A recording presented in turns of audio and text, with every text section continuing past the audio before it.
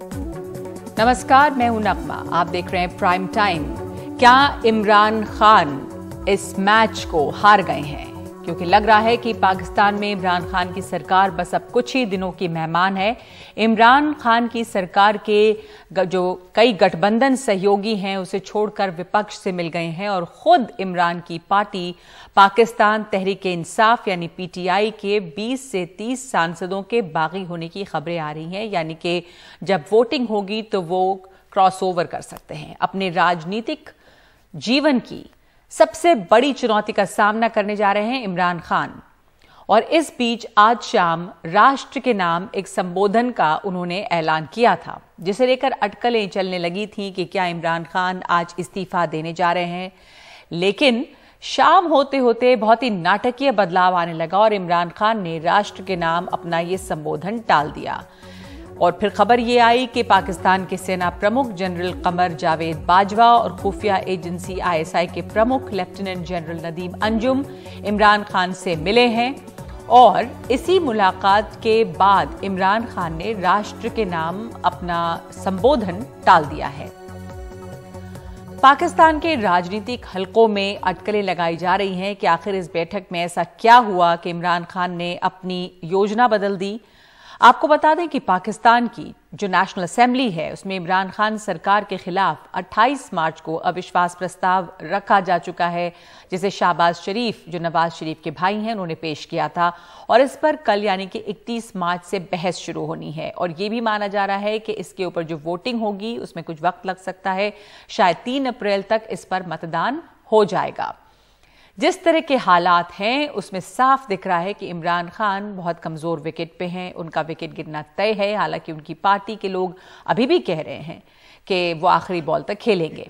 विपक्षी दल अपनी साझा रणनीति बना चुके हैं। पाकिस्तान की 342 सदस्यों की नेशनल असेंबली में अविश्वास प्रस्ताव पास कराने के लिए 172 वोट चाहिए। अब यह अविश्वास प्रस्ताव रखने वाले विपक्ष का जिम्मा बनता है कि वो 172 वोट जुटाएं।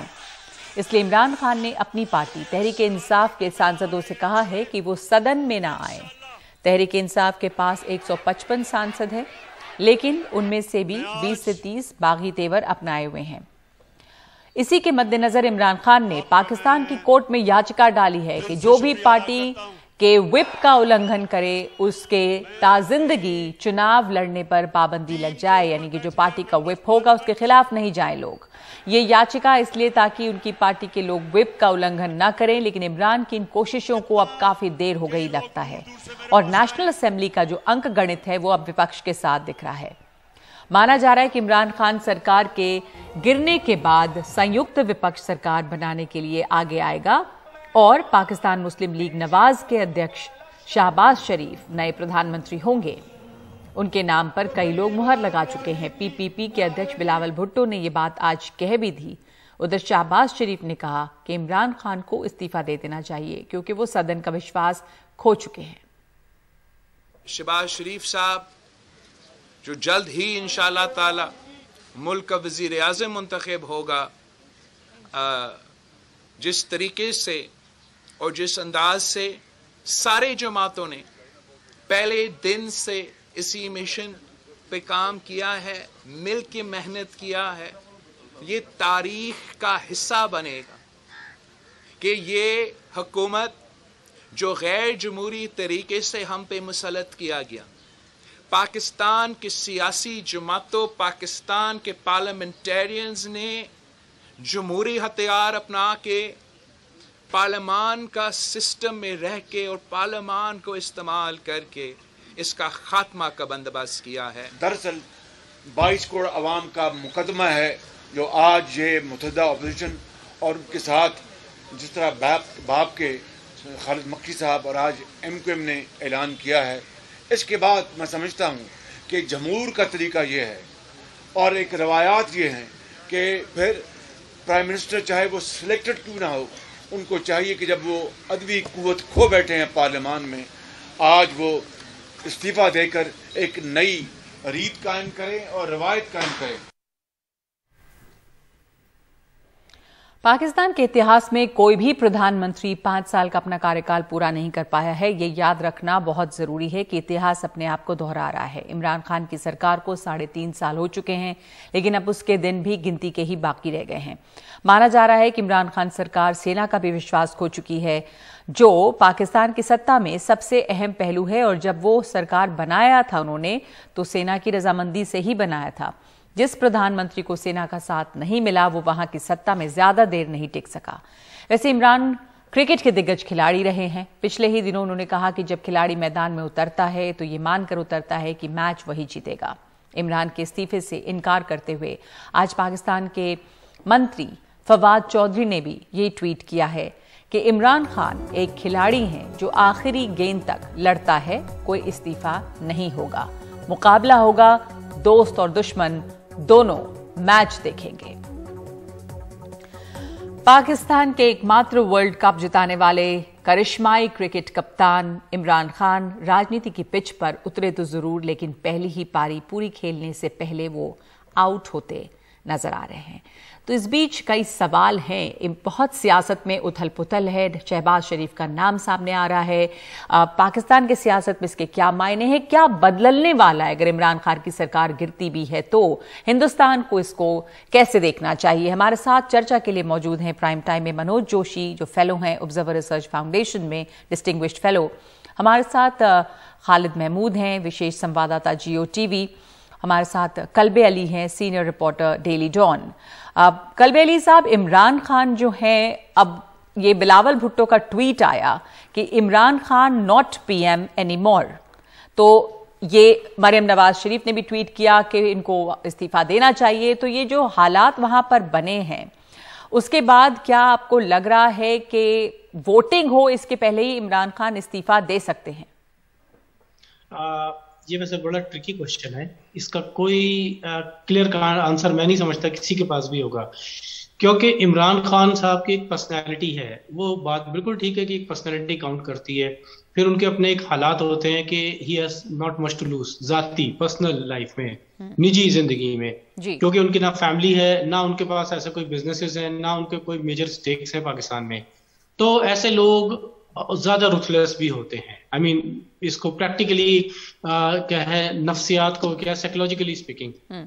दूसरी तरफ ये जो लोग कह रहे हैं कि उन्हें इस्तीफा दे देना चाहिए, वो एक क्या कहना चाहिए, अपने हिसाब से जश्न मना रहे हैं, प्रेशराइज कर रहे हैं, गिरती हुई दीवार को एक और धक्का दो। ये सब चीजें पॉलिटिक्स का हिस्सा लग रही हैं। मुझे लेकिन लगता नहीं है कि इमरान खान रिजाइन करेंगे।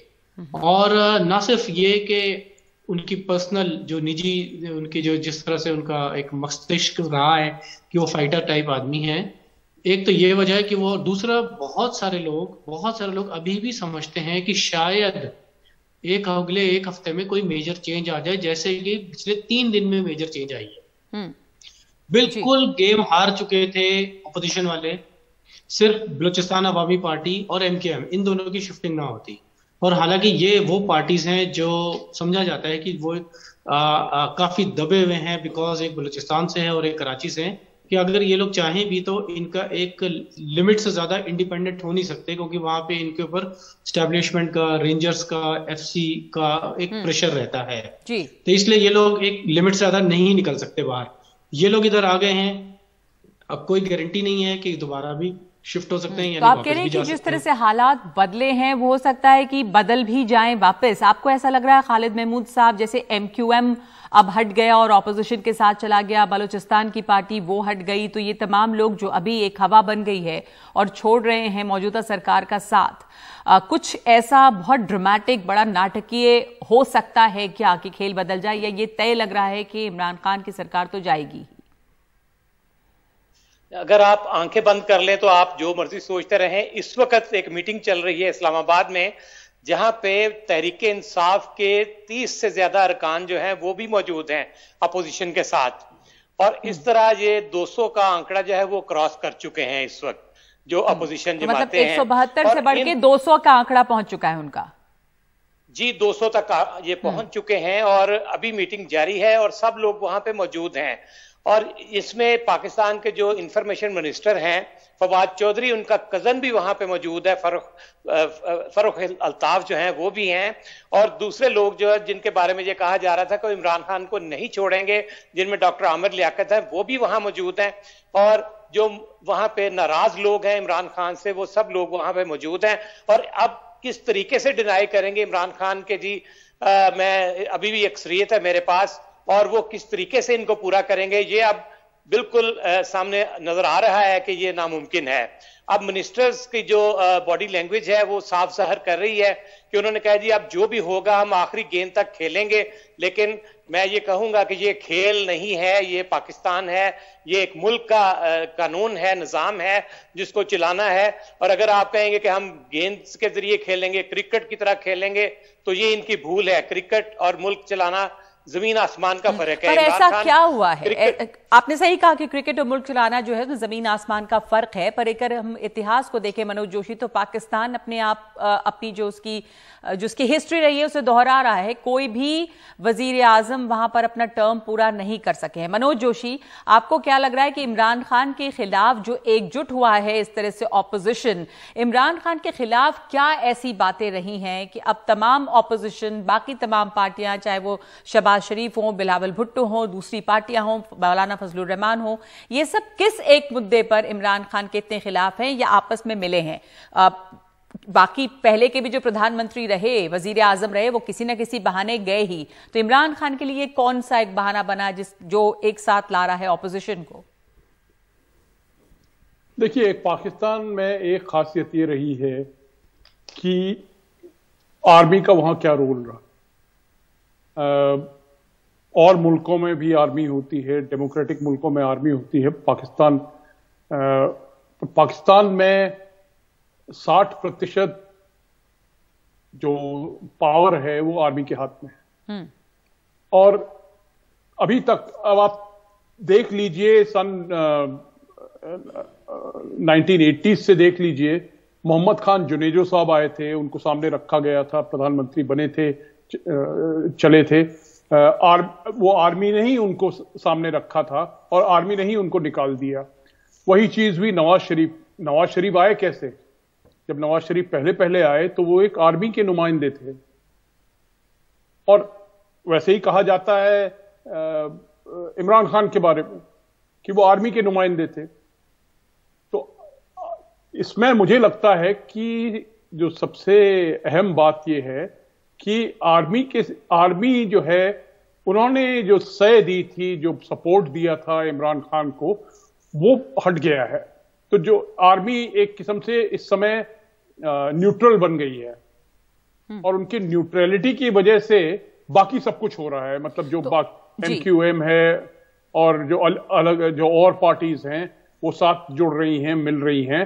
तो इसमें मैं समझता हूं कि जो आर्मी का जो सह था इमरान खान के ऊपर, वो पीछे हट गया है। तो आर्मी का इमरान खान के सर से हाथ हटना जो है एक बड़ी वजह है जो ऑपोजिशन को भी साथ ला रहा है। तो अब कलबेली साहब, ये भी एक सवाल बनता है फिर कि अब जो नए वजीर आजम बनेंगे, अगर इमरान खान गए, जो कि बिल्कुल तय लग रहा है, उनके सर पे आर्मी का हाथ है। आर्मी भले तटस्थ कह रही है अपने को, लेकिन तमाम नाम जो जरदारी साहब ने नाम लिया, बिलावल भुट्टो ने नाम लिया, शहबाज शरीफ का, तो वो दौर भी है जब नवाज शरीफ हटाए गए, उसमें भी सेना का क्या रोल रहा सब जान रहे हैं। और अब ये जब शहबाज शरीफ वापस आते हैं तो इसमें भी क्या हाथ या क्या रोल रहेगा सेना का? अच्छा नगमा, पहले तो मैं एक चीज का ऐड कर दूं, वो कल्बे सादिक साहब लखनऊ के थे और काफी बहुत बड़े एक आलिम दीन थे, तो मैं तो बिल्कुल इसी वजह से मैंने आपको गलती से ये कल्बे सादिक साहब और कल्बे अली साहब जी। बार जोशी साहब की मैं एक चीज से थोड़ा सा एक डिफर करूंगा। सर, आप कैसे कह सकते हैं कि आर्मी न्यूट्रल हो गई है? आई मीन नहीं, ये आर्मी का ये कहना है कि वो न्यूट्रल है, वो तटस्थ है। हाँ, वो तो खैर हमेशा से ही है, लेकिन मेरा पॉइंट ये है कि साइड चेंज कर ली है आर्मी ने, या नीचे जो मोहरे थे या जो फॉलोअर्स हैं वो चेंज हो गए हैं, और इसमें कोई दो राय नहीं है, ना कोई मानता है और कोई ऐसी सीक्रेटिव बात भी नहीं है।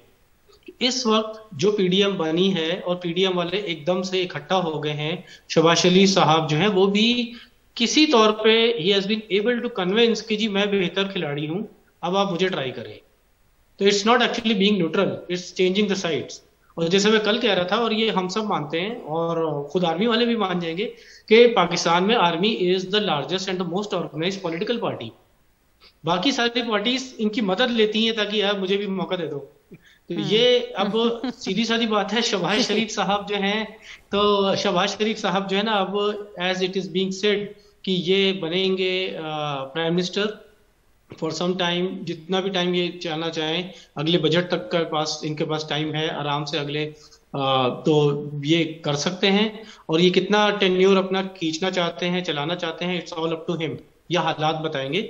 लेकिन ये कि जो बेसिक रीजन जो बनी है वो हम सब जानते हैं कि हर वजीर आजम के साथ एक प्रॉब्लम थी है, और इसमें वजीर आजम में मतलब जुल्फिकार अली भुट्टो, नवाज शरीफ, उसके अलावा बीच में बेनजीर भुट्टो साहिबा, और अब इमरान खान भी, और इसके अलावा एक और बहुत बड़े लीडर थे पाकिस्तान के, हैं कराची के मेनली, अल्ताफ हुसैन साहब जी। इन सब लोगों ने क्या डाउनफॉल का बेसिक जो रूट कॉज बना है वो तब बना जब इन लोगों ने ये क्लेम करना शुरू कर दिया कि मेरे पास अवाम है, मैं जनता के साथ हूं, मेरे पीछे जनता है, और मैं जनाब सुप्रीम और नुमाइंदा लीडर हूं पाकिस्तान का बाय द लॉ।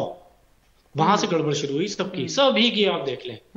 गड़बड़ की शुरुआत तब हुई है कि जब ये वो भूल गए कि भाई आते वक्त मैंने कुछ और सोचा था, और अब मैं इनके ऊपर कैसे बन सकता हूं कि जब मैं इससे बड़ी पॉलिटिकल पार्टी हूं नहीं जी। यही इमरान खान साहब का भी मसला बना। तो जब साइड चेंज हो गई, साइड चेंज हुई, तो मैंने कहा ना कि बलूचिस्तान अवामी पार्टी और एमकेएम वाले, मैं ये नहीं कह रहा कि इमरान खान साहब का तो जाना बिल्कुल उसी तरह है जैसे एक ओवर में 36 रन बनाने वाली बात है, बिल्कुल क्लियर कट है। लेकिन बलूचिस्तान अवामी पार्टी और एमकेएम वाले लास्ट मोमेंट पे भी शिफ्ट हो सकते हैं। उनका मेजर स्टेक्स कोई नेशनल पॉलिटिक्स में है भी नहीं, वो नेशनल पार्टीज भी नहीं है। अगर वो ड्यू टू एनी रीजन, और एनी रीजन से मुराद यही है कि न्यूट्रल कह लें आप, जो भी कह लें, साइड चेंज वाली बात, बिकॉज ऑफ एनी रीजन वो साइड चेंज होती है और ये दोनों पार्टियां विड्रॉ कर लेती हैं, तो 10 बंदे अगर हट भी जाएं तो फौरन ये फेल होने का एक चेन रिएक्शन बन जाएगा। अब एक ये सब चीजें आती हैं चेन रिएक्शन से जी। कि सबसे पहले 1 2 3 4 लोग आते हैं तो देखा देखी बाकी लोग भी सोचते हैं कि ये तो नैया डूब गई, अब चलो यहाँ से छलांग। तो एक माहौल बन जाता है, एक हवा बन जाती है, और उसी में सब बहने लग जाते हैं। तो खालिद महमूद साहब, आप इसे इत्तेफाक रखते हैं? और दूसरे ये कि जैसा कहा अभी कलबैली ने कि सबसे बड़ी पॉलिटिकल पार्टी वहां पे सेना है, और तमाम जो वजीर आजम हैं जब वो अपने को समझने लगे कि वो अवाम के लीडर हैं, उसके बाद ही मुश्किल शुरू हो जाती है। इमरान खान के साथ वो आप शहबाज शरीफ अगर आते हैं तो उन्हें भी इस बात का ध्यान रखना पड़ेगा, और वो कैसे मुख्तलिफ होंगे पहले के वजीर आजम से, वो भी ये अगर क्या वो इन सबसे ज्यादा बड़े नेता साबित हो सकते हैं। मेरे पूछने का मतलब ये है, चूंकि वो पंजाब जैसे सूबे में वो चुने गए, चीफ मिनिस्टर रहे हैं कई टर्म में, तो क्या उनकी पोजीशन थोड़ी मजबूत रहेगी? पहली बात तो ये कि फौज जो है वो सियासी पार्टी नहीं है, सियासतदानों को कंट्रोल करती है। हाँ। और ऑफ द रिकॉर्ड करती है, ये पार्टी नहीं है। दूसरा ये कि पाकिस्तान की ये हिस्ट्री रही है कि जो भी हुकूमत आई है, जो फौज के जिसके कंधे पे फौज के हाथ थे, वो जब भी उनका जाने का टाइम होता है उससे 1 साल पहले इख्तलाफात शुरू होते हैं। वो इसलिए कि उनको मालूम होता है कि अब अगर वो अवाम में जाएंगे तो अवाम उनको पसंद नहीं करेगी और फौज का लेबल उन पर लगा होगा। तो वो अपनी पॉलिटिकल हैसियत बरकरार रखने के लिए फौज के साथ पंगा करते हैं, लेकिन वो उनको महंगा पड़ता है। और यही फायदा आप कह रहे हैं कि ये खुद इन्होंने भी, इमरान खान के साथ भी यही हुआ कि इन्होंने पंगा लिया फौज के साथ पहले? जी, आपके सामने है कि चंद माह पहले जब जनरल फैज हमीद जो कि DGISI थे, उनको कोर कमांडर पेशावर लगाने के लिए आर्मी चीफ ने जो नोटिफिकेशन जारी किया, प्राइम मिनिस्टर ने उसको मानने से इनकार कर दिया। उसकी वजह सबको मालूम है कि वो इमरान खान के खास आदमी हैं और वो उनको आइंदा आर्मी चीफ बनाना चाहते थे। फिर खालिद साहब, ये फौज के साथ जिन्होंने पंगा लिया, यही एक वजह है बड़ी आप मान रहे हैं, या जैसे ऑपोजिशन इकट्ठा हुआ है और जो बातें तो कई होती हैं कि इकोनॉमी भी इतने बुरे हाल में है, आप महंगाई देख लें, आप पाकिस्तान की माली हालात देखें इस वक्त में, और करप्शन और ये तमाम बातें, क्या वो भी कुछ मायने रखती हैं? क्योंकि ऑपोजिशन तो इन चीजों का हवाला भी देता है, या वो सिर्फ कहने के लिए है? आपको याद होगा 2018 में जब इमरान खान अपना मंशूर लेके आए थे तो उनके पास भी यही सब कुछ था बेचने के लिए कि जी महंगाई है, यहाँ पे अवाम पिस रही है, उनको कोई उनका परेशान हाल नहीं है। और अब जब ये जा रहे हैं तो वही जमातें जिनके खिलाफ इमरान खान बातें करते थे वो जमातें अब वही इल्जामात इमरान खान पर लगा रही हैं। लेकिन ये मैं आपको बता दूं कि या इमरान खान हो, नवाज शरीफ हो, शहबाज शरीफ हो, किसी भी हुकूमत आए, उनके लिए आइंदा ये अवाम को रिलीफ देने के चैलेंजेस जो हैं ये सबसे बड़े होंगे। और ये 1.5 साल जो बाकी बचा है, अगर हुकूमत शहबाज शरीफ कर गए तो यकीनी तौर पर आइंदा अगली अदम एतमाद ऐसा लगता है कि शहबाज शरीफ के खिलाफ होगी, क्योंकि अवाम किसी हाल में भी उनको फायदा नहीं मिलेगा, रिलीफ नहीं मिलेगा। इंटरनेशनल हालात जो हैं वो पाकिस्तान भी उन्हीं के साथ चलता है और किसी भी सूरत में वो अवाम की रिलीफ के लिए नहीं होंगे। तो एक बड़ा जलसा भी किया था इमरान खान ने, उसमें कुछ गैदरिंग हुई और आज वो एक एड्रेस करने वाले थे नेशन, मुल्क के नाम पे, वो हुआ नहीं। और ये खबर आई कि जब उनसे ISI चीफ और आर्मी चीफ मिले और उसके बाद ये उन्होंने टाला, तो ऐसी क्या बात हुई होगी, इसके ऊपर भी काफी सवाल हैं कि आखिर हुआ क्या कि उन्होंने कैंसिल किया आखिरी लम्हे में अपना address to the nation. Kalbe साहब। हाँ, बात वही घूम फिर के आ जाती है जो मैंने पहले अभी कहा था और जो अभी खालिद साहब भी कह रहे हैं, और वी ऑल नो इट कि जब आप जलसे के बाद ही अगर आप देखें सिनेरियो जो चेंज हुआ है ना, एकदम से वो जलसे के बाद हुआ जब इमरान खान साहब ने अपनी टोन चेंज की और ये शायद समझना शुरू हो गए कि जी मैं I am the supreme leader in the country. जबकि ना वो पार्लियामेंट में भी इतनी पावर रखते थे, इतनी मतलब उनके पास नंबर नहीं थे पहले से ही, अलाइस के अलावा भी उनकी कोई बहुत अच्छी स्ट्रेंथ नहीं थी। फिर एक शुरू से ही एक इल्जाम है कि उनकी बहुत सारी सीट्स, काफी सारी सीट्स ऐसी हैं जिसमें कि थोड़ा सा प्रेशर या किसी किस्म का एस्टेब्लिशमेंट के प्रेशर से या पुलिस की मदद से, जैसे भी है, मतलब out of the normal routine voting वो सीट्स उनको मिली हैं।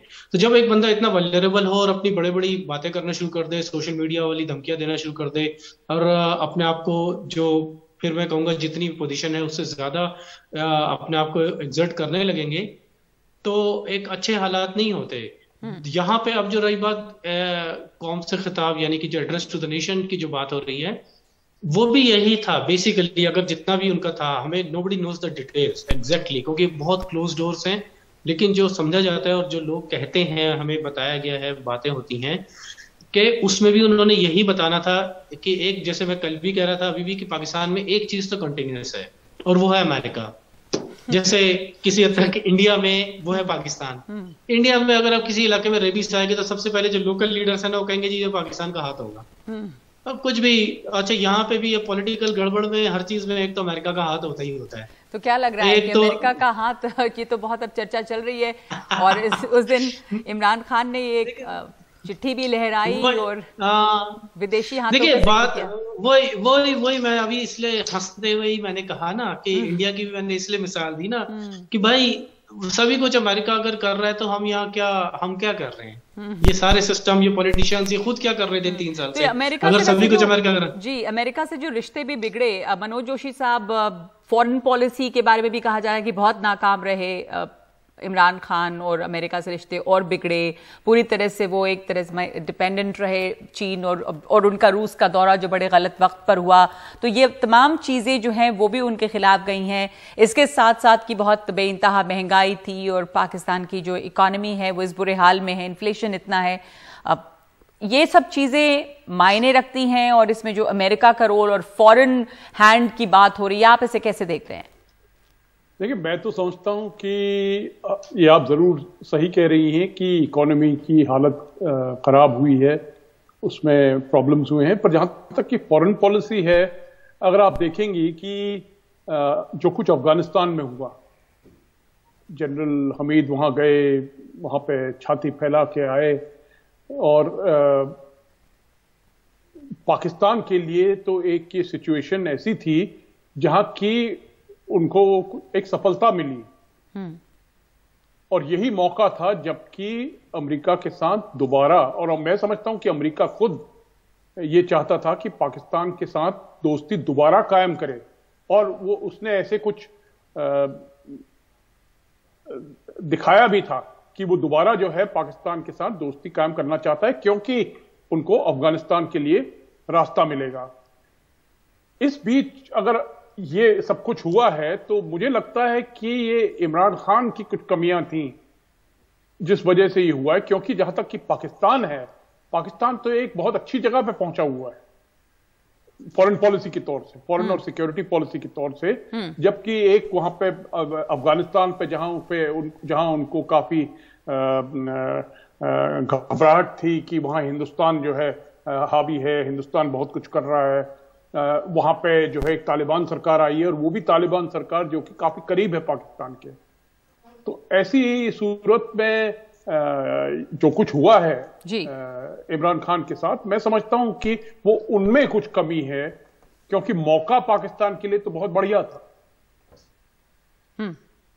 मौका पाकिस्तान के लिए अच्छा था, पर वो चूके। तो अब जब शहबाज शरीफ का नाम सामने आया है तो खालिद महमूद साहब, शहबाज शरीफ के बारे में थोड़ा जानना ये चाहेंगे कि शहबाज शरीफ जो बाकी जैसे अगर हम इमरान खान के मुकाबले उन्हें देखें तो जाहिर है कि वो ज़्यादा सीजन्ड पॉलिटिशियन हैं। वो ऐसा नहीं, जैसे आपने कहा कि ये क्रिकेट का मैच नहीं है मुल्क चलाना, तो वो क्रिकेटर नहीं है, वो एक सीजन पॉलिटिशियन है। वो पंजाब जैसे सूबे के चीफ मिनिस्टर रहे हैं।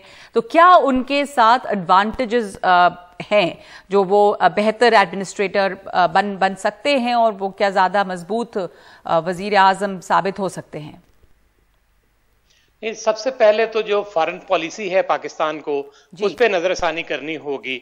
आप देखिए कि पाकिस्तान के इस वक्त खित्ते में किसके साथ ताल्लुकात सही हैं। चाइना के साथ वो अपने मतलब के लिए, पाकिस्तान और चाइना की दोस्ती है, बेशक पुरानी दोस्ती है इनकी, लेकिन चाइना की दोस्ती हमेशा वहां पे होती है जहां पे उसका अपना फायदा हो। भारत के साथ किसी भी तरह के ताल्लुकात जो हैं वो इस वक्त बेहतर नहीं। लेकिन आपको याद होगा कि जब मोदी जी पाकिस्तान के ऊपर से गुजरे थे तो वो शहबाज शरीफ के घर चले गए थे। यानी खित्ते के जो हमसाये मुमालिक हैं, अगर आप उनके साथ ताल्लुकात बेहतर बना लेंगे तो आपके पूरी दुनिया के साथ ताल्लुकात बेहतर बनेंगे। अभी जोशी जी ने जिस तरह कहा है कि तालिबान और पाकिस्तान के ज्यादा करीब है, मैं ये कहूंगा कि तालिबान पाकिस्तान के ज्यादा करीब नहीं, पाकिस्तान ने कोशिश की कि तालिबान के करीब हो, और यही इसको महंगा पड़ा। और जिस तरीके से पाकिस्तान ने तालिबान की हमायत की, वो भी सबके सामने, तालिबान तो उसको तस्लीम करने से भी इनकारी हैं। यानी आपके अफगानिस्तान के साथ भी ताल्लुकात बेहतर नहीं। इसके अलावा जो मुआशी तौर पे और इकोनॉमिकली पाकिस्तान इस वक्त जिस तरीके से पिस रहा है, और जितने कर्जे शहबाज शरीफ के हवाले से इमरान खान ने लिए कि उनके कर्जे वापस करने के लिए मजीद कर्जे ले रहा हूं, वो सब फ्रॉड था। और पैसे किधर गए ये तो हिसाब लेंगे। और शहबाज शरीफ जिस तरह के एडमिनिस्ट्रेटर हैं वो बहुत सख्त किस्म के एडमिनिस्ट्रेटर हैं।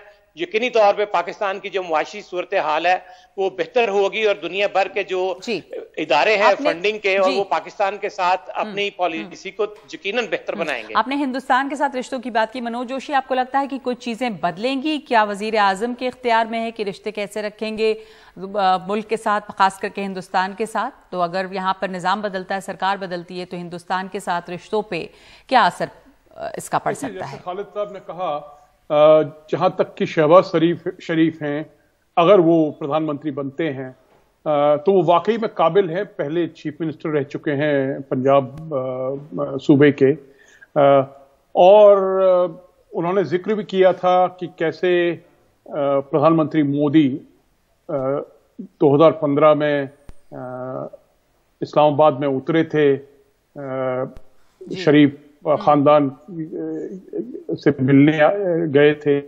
तो मैं समझता हूं कि इसमें उम्मीद रखी जा सकती है, क्योंकि जहां तक कि इमरान खान हैं, इमरान खान कुछ दिखाना चाहते थे, वो अपने को प्रोजेक्ट करना चाहते थे। शहबाज शरीफ नवाज शरीफ से भी कुछ फर्क हैं, वो एक एडमिनिस्ट्रेटर टाइप के हैं, और वाकई मैं समझता हूं कि उससे फर्क पड़ सकता है। पर यही है कि अब वो बनते हैं, इलेक्शन होता है, क्या होता है, आगे क्या होगा, ये तो कहना बड़ा मुश्किल है, क्योंकि अभी भी ये तय नहीं है कि इमरान खान जाएंगे या आएंगे या कहां पे बीच में लटकेंगे, और ये भी तय नहीं है कि जो आर्मी है उसका क्या रोल होगा। क्या कुछ इसमें अभी भी चमत्कार हो सकता है, कोई जादू टोना हो सकता है?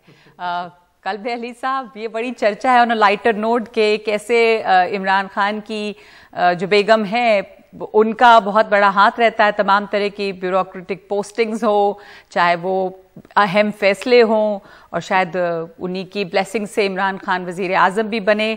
तो मैं पढ़ रही थी, ऐसे बहुत सारे आर्टिकल्स हैं जो ये बता रहे हैं कि उनका भी काफ़ी रोल रहता है। और नवाज शरीफ की जो लड़की हैं मरियम नवाज, उन्होंने भी ये कहा है कि जादू टोना काफ़ी चल रहा है बानीगाला में, लेकिन ये सरकार को बचा नहीं पाएगा। अब बात है क्या, ये हम थोड़ा सा ना पॉलिटिक्स का, और पॉलिटिक्स में जो एक दूसरे पे इल्जाम लगाते हैं जी, अब ये उसका हिस्सा है, और ये चीजें चलती रहेंगी। हमारे मुल्कों में क्या, दुनिया में ऐसे ही होता है। लेकिन जो इन चीजों से ना इमरान खान साहब की कोई सेहत पे असर पड़ा जी, ना कोई गवर्नमेंट या अपोजिशन इस बेस पे नहीं इकट्ठा हुई है, ना कोई मेजर फॉरेन पॉलिसी है, ना इकोनॉमी है। मेजर चीज जैसे हम फिर कहेंगे, इकोनॉमी एक वो कैटलिस्ट था, एक बीच में जरिया बना जिसकी वजह से लोगों को जरा एक्साइट करना या लोगों को एक पब्लिक में तकरीर करना जो है ना, भाषण देने में तो आसानी हो गई है इकोनॉमिक कंडीशन के बेस पे। लेकिन इकोनॉमी अगर हालात होते तो पिछले 2 साल से 3 साल से क्यों नहीं पीडीएम वाले यही लोग एक मार्च नहीं किया किसी ने? महंगाई का तो कभी भी एक कोई एजेंडा ही नहीं रहा है। मुझे तो नहीं याद पड़ता कि पिछले 10-15 साल में जिस तरह भी तो ये आपने जैसा कहा कि कैटलिस्ट जरूर बन गई है और उसके इर्द गिर्द लोग जो हैं वो जमा हो रहे हैं। बहुत बहुत शुक्रिया आप तीनों लोगों का इस चर्चा में शामिल होने के लिए। ये उथल पुथल अभी बनी हुई है और देखना होगा कि दरअसल क्या होता है, क्या कोई ड्रामेटिक बहुत नाटकीय मोड़ इसमें आ सकता है या कप्तान की पारी जो है वो खत्म हो गई है। प्राइम टाइम में इस वक्त एक ब्रेक ले रहे हैं। मंगलवार को दिल्ली के संजय गांधी ट्रांसपोर्ट नगर में एक सीवर में 4 लोगों की जहरीली गैस की चपेट में आने से मौत हो गई है। इनमें 3 एमटीएनएल के कर्मचारी थे जबकि 1 रिक्शा चालक था। सतीश नाम का ये रिक्शा चालक एमटीएनएल कर्मचारियों को बचाने के लिए सीवर में उतर गया था और जहरीली गैस से उसने भी सीवर के अंदर ही दम तोड़ दिया। मदद की ऐसी मिसाल दिखाने वाले रिक्शा चालक की मदद के लिए कई लोग सामने आ रहे हैं। इसके साथ ही ये सवाल भी उठ रहा है कि सफाई के ठेकेदार ने अपने कर्मचारियों को सेफ्टी किट क्यों नहीं दी जो नियम के तहत दी जानी चाहिए। मंगलवार शाम 6:30 बजे इसी सीवर में एमटीएनएल में ठेके पर काम करने वाले 2 कर्मचारी बच्चू और पिंटू तारों को ठीक करने के लिए उतरे, लेकिन वो जहरीली गैस की चपेट में आ गए। इसके बाद उनका ठेकेदार सूरज सिंह साहनी भी सीवर में उतर गया, लेकिन तीनों अंदर से मदद की गुहार लगाने लगे।